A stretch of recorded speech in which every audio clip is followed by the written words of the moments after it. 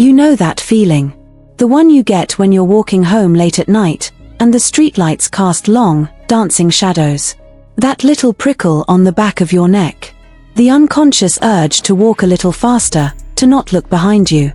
Most of the time, it's just your imagination. Your mind playing tricks in the dark. But sometimes, the feeling is right. Sometimes, you are being followed. And the walk home becomes a nightmare. I'm going to tell you 5 true, terrifying stories from people who were followed home. Our first story comes from a woman named Chloe.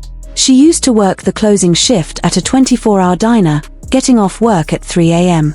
Her walk home was only about 15 minutes through a quiet, residential part of town. She'd done it 100 times, never thinking twice. But one night, things felt different. The air was colder, quieter. As her sneakers scuffed against the pavement, she became aware of another set of footsteps a good distance behind her. She told herself it was just another late-night worker, heading home. No big deal. She decided to test it. She stopped to pretend to tie her shoe. The footsteps behind her stopped a moment later. A cold knot tightened in her stomach. Coincidence, she thought. It has to be. She started walking again, faster now. And so did the footsteps. This time, they were closer. They had a distinct, heavy quality to them. A deliberate clunk, clunk, clunk of a hard-soled shoe. Chloe's heart began to hammer against her ribs. She fumbled in her pocket for her phone, her hands shaking. She didn't dare call the police. What if she was just being paranoid? Instead, she called her boyfriend, Mark, who was asleep at her apartment. "Mark," she whispered, her voice trembling. "I think someone's following me." "Where are you?" he said, instantly awake. "I'm on Elm, passing the park." "I can hear him. He's getting closer." She risked a glance over her shoulder. About 50 feet back, a tall figure in a dark, hooded jacket was walking with a steady, unhurried pace. As if he knew he had all the time in the world. "Run, Chloe. Run now," Mark urged. Chloe broke into a sprint. The moment she did, the heavy footsteps behind her erupted into a run. They were loud, pounding, gaining on her. She could hear his breathing now, ragged and eager. She sobbed, her lungs burning, her apartment building finally in sight. She didn't bother with her keys. She slammed her body against the main door of the apartment lobby, praying it was unlocked. It swung open. She fell inside, scrambling to her feet and shoving the heavy door closed. She twisted the deadbolt just as a dark shape thudded against the frosted glass. She backed away, hyperventilating, staring at the silhouette on the other side of the glass. It just stood there. Then, slowly, it raised a hand and placed it flat against the window, as if feeling for her. After a moment, it turned and walked away. Mark came rushing down the stairs. He held her as she cried, assuring her she was safe. The police were called, but they found no one. It was only the next morning, in the harsh light of day, that Chloe saw it. On the outside of the lobby's frosted glass door, right at eye level, was a perfect, greasy handprint. But it wasn't the shape of a human hand. The fingers were too long, too thin, and they ended in sharp, pointed tips. Chloe moved out a week later. She never worked the night shift again. This next story comes from a man named David. He was driving home from a friend's house out in the country, a route he knew like the back of his hand.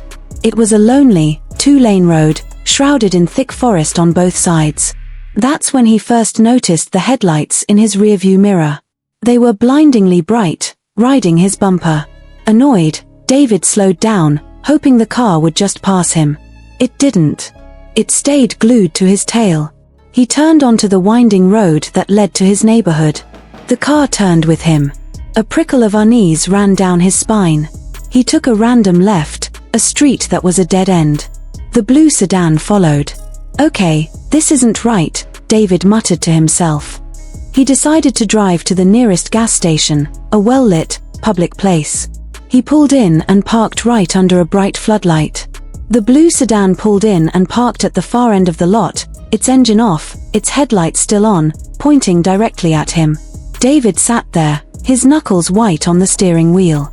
He could make out a single silhouette in the driver's seat, but no details. He wasn't about to get out. After 5 tense minutes, he put his car in reverse and sped out of the gas station, heading straight for the police station 2 towns over.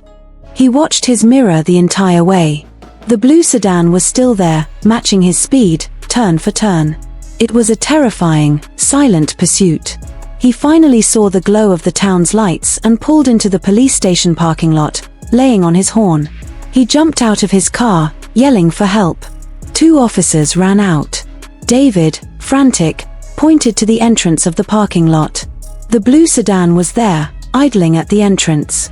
It sat for a moment, then slowly, deliberately, drove away. The officers took his statement, skeptical but polite. They followed him home to make sure he got there safely. The whole way, the roads were empty. David felt a wave of relief wash over him. It was over. He pulled into his driveway, gave a thankful wave to the police cruiser, and walked up to his front door. As he fumbled for his keys, he glanced at his own car, parked in the driveway. And his blood ran cold. Smeared across the dust on the rear windshield, in large, crude letters, were the words, "I'm inside." David never slept in that house again. He still doesn't know how, or when, they managed to write that message. Sarah lived in a quiet, friendly cul-de-sac where everyone knew each other. A new family moved in next door, and they seemed nice enough. A few days after they moved in, Sarah started noticing one of their guests. He was a tall, lanky man who would stand perfectly still in the neighbor's upstairs window, just staring out. At first, she thought he was looking at the view. But his gaze seemed fixed on her house. It became a daily ritual. Every evening, when Sarah would come home from work and get out of her car, she'd look up, and he'd be there. A pale, expressionless face in the second-story window, watching her. She tried to rationalize it. Maybe he was shy, or had social anxiety. She mentioned it to her neighbor, Brenda, one day while getting the mail. "Oh, that's my brother, Leo," Brenda said with a warm smile. "He's staying with us for a while. He's a little, quiet, but harmless." But the feeling he gave Sarah was anything but harmless. The staring felt intense, predatory. One night, Sarah was taking out the trash. It was dark, and the motion sensor light on her garage hadn't come on. As she lifted the lid to the bin, she felt that familiar, skin-crawling sensation of being watched. She slowly turned and looked up at the neighbor's window. He was there. But this time, he wasn't inside the house. He was standing outside, on the roof, leaning over the gutter. His body was angled down, his head cocked, staring directly at her through the darkness. Sarah froze in terror. He was closer than he'd ever been. She could see the dark hollows of his eyes. She dropped the trash bag and ran inside, locking every door and bolt. She called Brenda, her voice shaking. "Brenda, your brother is on your roof. He's staring at me." There was a long silence on the other end of the line. When Brenda finally spoke, her voice was cold and flat, completely different from her usual cheerful tone. "Sarah," she said, "my brother Leo died in a car accident 6 months ago. He's buried in Oakwood Cemetery." Sarah moved out by the end of the week. The family next door never spoke to her again. And she never learned who, or what, the man in the window was. This story comes from a college student named Alex. It was the middle of a brutal winter, and a heavy snowstorm had blanketed the campus. After a late-night study session at the library, Alex began the long trudge back to his off-campus apartment. The world was silent and white, the only sound the crunch of his own boots in the fresh powder. About halfway home, he heard another crunch. He stopped. The sound stopped. He looked back. His was the only set of footprints marring the pristine snow. He shrugged, thinking it was an echo, and kept walking. Crunch. Crunch. Crunch. The footsteps were now in perfect sync with his own, but they sounded different. Softer, like someone was walking barefoot. He stopped again, his heart starting to race. Silence. He looked back. Still, only his footprints. He started to run. The moment he did, the other set of footsteps started running too, right behind him, the soft, wet slaps getting closer and closer.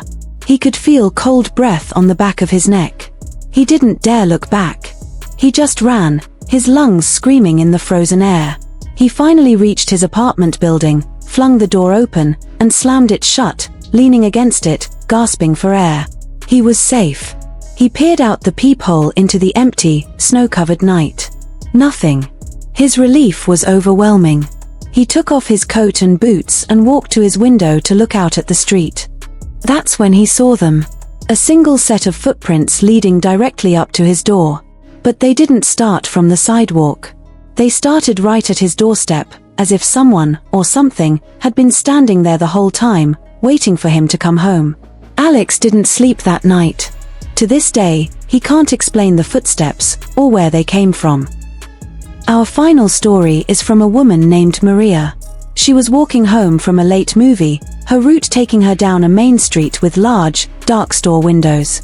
She was enjoying the quiet of the night when she got that old, familiar feeling. The feeling of not being alone. She glanced into the dark window of a closed furniture store. In the reflection, she saw a man walking about 20 feet behind her. He was wearing a long coat and a wide-brimmed hat, his face hidden in shadow. Her pace quickened. In the reflection, she saw his pace quicken to match. Her breath hitched. She tried to stay calm. She crossed the street, pretending to look at her phone. She glanced at the reflection in a car window. He was still there, now on the same side of the street as her, closer than before. Panic set in. She started power walking, her eyes darting from one reflective surface to another, a bus shelter, a dark phone screen, a puddle on the ground. In every single one, he was there, getting closer and closer with each block. His walk was unnatural, a stiff, jerky motion. She was only a block from her apartment. She decided to make a run for it. But as she passed the final shop before her building, a brightly lit 24-hour pharmacy, she glanced at its clean, well-lit window for one last look. The reflection was clear. The street behind her was completely empty. A wave of relief so powerful it made her dizzy washed over her. It was her imagination. It had to be. She let out a shaky laugh and turned around to look with her own eyes, to confirm the emptiness. The man in the hat was standing less than 3 feet behind her, his featureless face tilted down toward hers. He had no eyes, just smooth, pale skin where they should have been. He had been standing outside the reflection the entire time.